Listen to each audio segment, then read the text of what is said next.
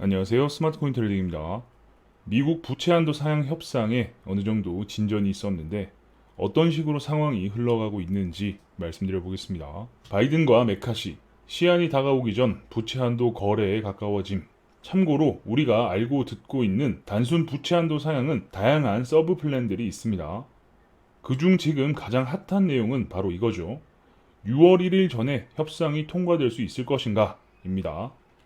날짜가 왜 중요할까? 러프하게 이야기하면 이렇습니다. 6월 1일 전에 대통령이 승인을 해주면 땡땡 항목은 완전 삭제 대신 금액 삭감과 안건별 조정으로 서로 양보할 수 있다 라는 부분이 걸려있기 때문이에요. 6월 1일 전 동의를 이끌어내는 일에 어떤 큰 걸림돌이 있었냐면 공화당은 대통령의 복지 정책 등에 대한 대다수 비용 삭감을 요청했지만 대통령이 그럴 바엔 수정 헌법으로 대응하겠다라고 평행선을 달렸습니다. 다행히 서로 한 발씩 물러나서 딜을 했어요. 역시 여론전이 참 무서운 게 민주당 측 대통령 지지자들도 채무 불이행 이슈를 대통령이 빠르게 마무리 지어 줬으면 좋겠다는 쪽으로 기울어 버렸습니다. 마치 우리나라 어르신들 카톡방이나 밴드의 내용이 도는 것처럼 말이죠. 6월 1일 내에 부채 한도를 상향하지 못하면 퇴역 군인부터 의료 종사자, VA 직원 등등에게 나라에서 주던 돈들이 중단될 수 있다라는 이야기에 다들 홀라당 넘어가 버린 듯 합니다. 지금 플랜대로라면 6월 1일은 아무 문제 없고 잔고가 가장 적을 것으로 예상되는 6월 7일조차 무탈하게 지나갈 텐데 부채 한도 협상을 대통령이 받으면 결국 본인들이 받는 전체 금액에 가위질이 들어갈 수밖에 없다는 것을 사람들은 모르는 것 같습니다. 신용평가기관에서는 디폴트가 일어나지 않아도 신용 등급을 내릴 수 있다고까지 이야기하면서 여기저기서 이렇게 때려대니 바이든 대통령은 결국 협상 테이블에 강제로 앉혀진 셈이죠. 공화당이 이렇게 이야기합니다. 그럼 부채 한도를 늘리면서 흥청망청 쓸 수는 없잖아. 총 한도, 상한선을 정하자라고 하면서 국방 이외의 자금들, 복지, 교육, 보건 등등에 바이든이 하려고 했던 각종 정책 예산의 총 한도를 정하는 중입니다. 백악관에 있는 바이든도 좋아, 부채 한도 늘려서 나도 내가 이 돈 다 쓴다는 소리 듣고 싶지 않으니까 라고 하니 공화당이 그럼 기간은 6년 동안의 지출 상한선을 정하자라고 합니다. 그러니 백악관은 무슨 일이 있을 줄 알고 6년을 불러 2년으로 해. 지금 딱 이러고 있는 상황이에요. 하지만 중요한 건 협상에 진전이 있었다는 겁니다. 우선 서로 간에 체면을 차릴 수 있게 되었죠. 공화당은 금액적으로 리미트를 걸어서 정부 비용 지출의 감시자 역할을 게을리하지 않았다라는 명분.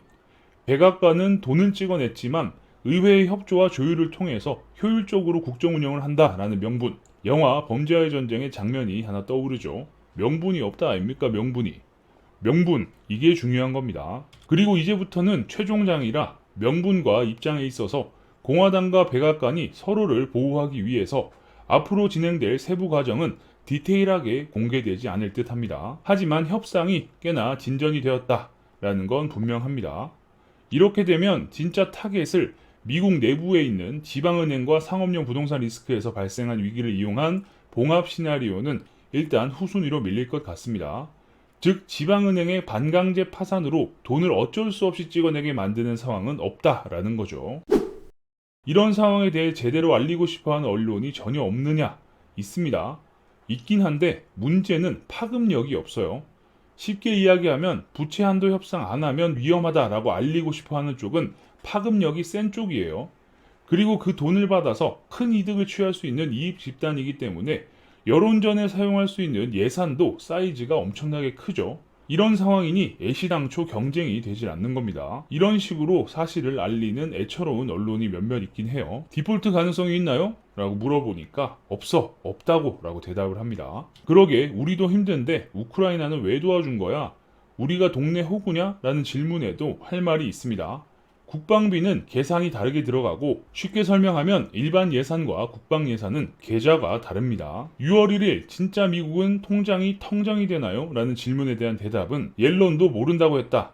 재무장관도 모르는데 다른 애들이 어떻게 할까? 모두 다 추정치고 시뮬레이션일 뿐이다. 팩트가 정확하게 나온 게 아니면 그때부터는 어떤 스피커가 더 영향력이 있느냐? 여론 파급력 경쟁으로 가게 됩니다. 그리고 지금 상황은 바이든 대통령이 공화당에 밀렸죠.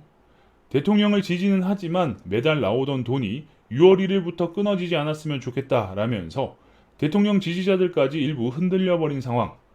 이런 상황에서 바이든은 협상 테이블에 끌려 나온 거나 마찬가지가 되어버렸지만 이 상황은 우리나라 대통령도 아니니까 패스를 하고요. 어쨌든 협상이 빠르게 진전되면 불확실성이 해소되기 때문에 호재로 작용하게 되겠죠. 이렇게 되면 다음 요주의 약제는 중국이 되겠습니다.